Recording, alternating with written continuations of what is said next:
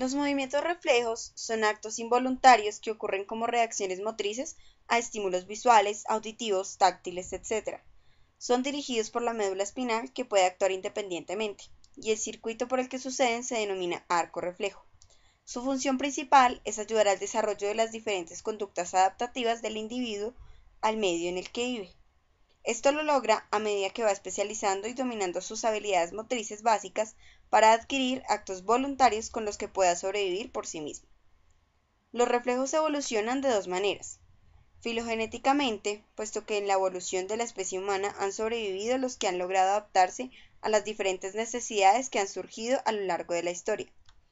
Y ontogenéticamente, puesto que los movimientos reflejos son necesarios durante los primeros meses de vida hasta la maduración de la conducta, pero además existen unos que son involuntarios y que perduran en toda la vida del sujeto. Las características principales de los movimientos reflejos son: rapidez del fenómeno. Esto se refiere a que ocurren en un periodo de 0,5 segundos desde que se percibe el estímulo. Identidad de la reacción. Dependiendo de la reacción se produce una respuesta. Carácter involuntario e irreflexivo de la reacción. Invariabilidad de la localización y la respuesta a un estímulo particular. No son segmentados y además solo suceden cuando existe un estímulo particular. Bueno, para entender cuáles son los circuitos de los reflejos, vamos a aclarar que hay varios tipos de reflejos.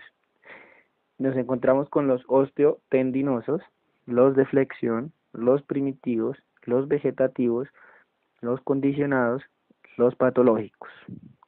Entonces, es primordial aclarar un término para antes hablar de reflejos, el cual es arco reflejo. Un arco reflejo es cuando una mayoría de neuronas sensitivas no pasan directamente al cerebro, sino que se inactan en la médula espinal. Esta característica permite que actos reflejos ocurran relativamente rápido al activar motoneuronas sin que éstas retrasen la señal al pasar por el cerebro, aunque ésta recibe información sensitiva mientras el acto reflejo ocurre. Bueno, ya vamos a hablar de nuestros reflejos. Los que más conocemos, ya sea por los medios o por nuestro doctor, son los osteotendinosos, que son de estiramiento muscular o miotáticos. Consisten en que al estirar un músculo, este responde con una contracción que se opone al estiramiento.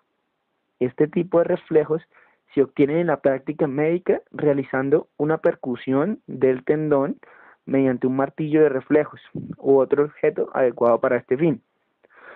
La respuesta es una contracción brusca del músculo correspondiente.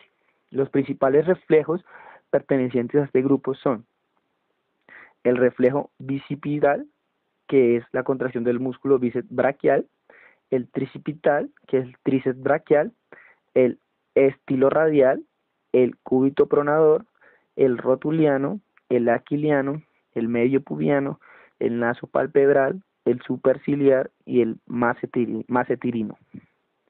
Entonces, vamos a hablar de uno de los más conocidos, que es el rotuliano o patelar, por su nombre en inglés, que es una contracción involuntaria de cuádriceps femoral por la estimulación del tendón rotuliano. Es decir, que cuando vamos al médico, el doctor nos golpea en la rodilla. Este reflejo, como venía explicando, es miotático o de estiramiento. Entonces, cuando el doctor percute sobre el tendón rotuliano, la pierna se extiende, ya que las neuronas motoras alfa dirigen un impulso nervioso al músculo cuádriceps femoral. El nervio femoral, responsable de tal reflejo, entonces se extiende por toda la pierna y su sinaxis se encuentra en el nervio espinal lumbar de la médula espinal. Por eso era importante aclarar la definición de arco reflejo. Es decir, el impulso nervioso va a viajar hasta la médula, en este caso, al nervio espinal 4, y va a devolverse produciendo el arco motor. Por tanto, este es un movimiento involuntario que responde a una necesidad de regulación automática. Para que este reflejo se produzca, es importante que la pierna esté relajada y flexionada. Otro tipo de reflejos son los reflejos de flexión, que es cuando pues cuando nuestros tejidos se encuentran en peligro. Entonces, cuando hay una estimulación peligrosa en nuestros tejidos, se produce una respuesta motora que tiende a separar el miembro del estímulo doloroso. En nuestro caso, cuando se acerca el dedo al fuego, actúan los músculos bíceps, tríceps, deltoides, los extensores de la mano, los flexores de la mano, para alejar del peligro a todo el brazo. Este reflejo también va a llegar como arco reflejo solo a la médula espinal. Va a ser para evitar un daño importante en los tejidos. Se activa con mucha frecuencia en nuestra vida cotidiana. Cuando vamos descalzos y descuidados y pisamos una tachuela, o cuando vamos caminando y nos golpeamos con algún objeto en nuestros dedos. Bueno, hay otro tipo de reflejos que son los vegetativos. Entonces, los vegetativos son los que se encuentran en diferentes niveles de la médula también, con los que se producen, por ejemplo, una erección del pene, la eyaculación, la secreción del sudor. Hay algunos que se ubican en el bulbo raquídeo para el engrosamiento medular, para los centros respiratorios, circulatorios, para los de la deglución y para controlar todas las actividades correspondientes a nuestra vida cotidiana. El funcionamiento vegetativo del organismo se halla regulado y controlado por un conjunto de reflejos muy variados, entre los que se pueden citar, además, los que afectan al sistema respiratorio, circulatorio o la secreción salival, de cuyos centros se hablaba en el apartado anterior. Otros, como la tos, el parpadeo, los reflejos postulares, mediante los cuales se mantiene el equilibrio del cuerpo en condiciones estáticas y dinámicas, el del tono muscular, el del rubor o la palidez, esto es de carácter muy complejo. Todos esos reflejos son de tiempo innato, no son aprendidos. Y en casi su totalidad son de carácter involuntario, si bien sobre algunos se puede ejercer cierto control. Bueno, hay un reflejo llamado reflejo aquileo, que es cuando hay una contracción de los músculos de la pantorrilla, que son excitados por un golpe de la misma manera que el rotuliano, pero en este caso en el tendón de Aquiles. El funcionamiento es prácticamente el mismo. En este caso, el músculo utilizado es el tríceps sural. Este músculo produce una flexión plantar y estabiliza el tobillo en un plano transversal. Entonces, cuando es excitado por el golpe, se incluyen movimientos primarios en plano sagital y de salto. Reflejo de Babinski. Es un reflejo que provoca la flexión de los dedos del pie por la estimulación de la planta de este. Reflejo de succión. El bebé va a colocar el objeto que le estimula entre la lengua y el paladar y va a producir un movimiento de succión. Reflejo de la búsqueda. Ante las estimulaciones de la piel, el niño a veces mueve la cabeza de un lado a otro hasta al fin lograr encontrar el lado correcto de donde lo tocaron. Reflejo de trepa. Al mantener al niño en posición vertical y presionándole la palma de una mano, en ocasiones, no siempre, se ha observado un movimiento similar al de la trepa, con flexo-extensiones alternativas de brazos y piernas. Es el reflejo más tardío, ya que se aprecia hacia el final del primer año de vida. Reflejo de náuseas. Se provoca estimulando la parte posterior de la lengua. No desaparece, pero con los años se posterioriza aún más. Reflejo de marcha.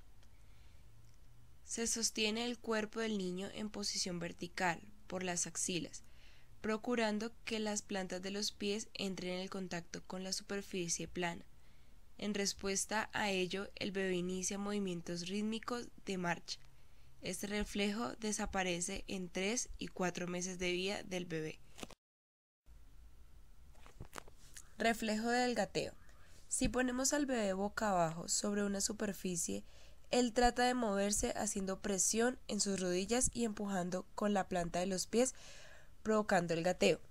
este reflejo desaparece 3 y 4 meses de edad de vida del bebé. Reflejo natatorio. Es uno de los reflejos más interesantes que se advierten en el bebé y que consisten en los movimientos de brazos y piernas con cierto carácter rítmico y que se realiza a tomar contacto con la superficie del agua estando el bebé sujetado por su madre. Reflejo de prensión consiste en que si al niño se le estimula la palma de la mano, éste va a cerrarla presionando y oprimiendo sus dedos alrededor del objeto que le estimula. El reflejo del moro es un reflejo normal de un bebé cuando es asustado o que siente como si se estuviera cayendo. El bebé luce sobresaltado y sus brazos se extienden hacia adelante de lado, con las palmas hacia arriba y los pulgares flexionados. Reflejo de enderezamiento del cuello. Se gira la cabeza del niño hacia un lado, todo el cuello sigue la rotación y el niño se da vuelta en bloque.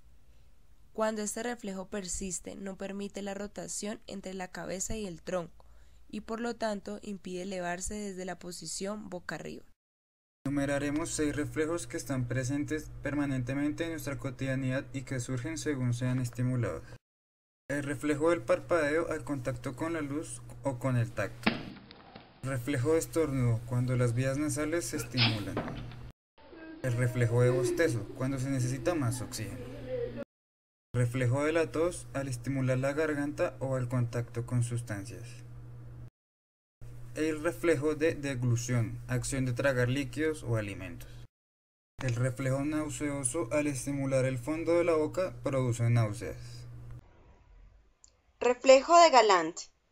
Teniendo al bebé tumbado boca abajo, si le pasas el dedo sobre los riñones en paralelo a la columna vertebral, el cuerpo de éste se arquea ligeramente hacia el lado estimulado y esto nos permitirá en el futuro desarrollar el reflejo medular que hará posible mantener la postura erecta y controlar el equilibrio. Reflejo de retracción. Este es un reflejo muy práctico. Cuando siente un pinchazo de dolor, retraerá o moverá hacia atrás el pie lastimado y extenderá el otro como forma defensiva ante el agresor.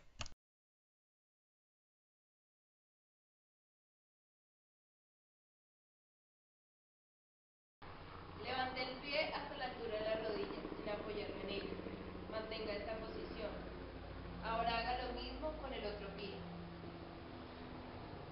Ahora va a cerrar los ojos e igual que antes. Levante primero el pie y luego el otro. Cierre los ojos y levante el pie manteniéndolo los ojos cerrados.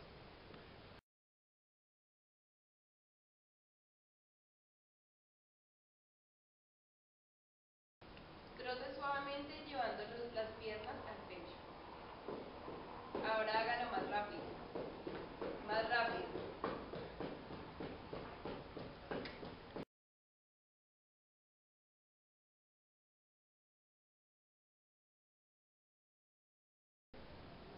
Voy a realizar movimientos en esta mano. Usted con los ojos cerrados debe hacer los mismos movimientos en la otra mano.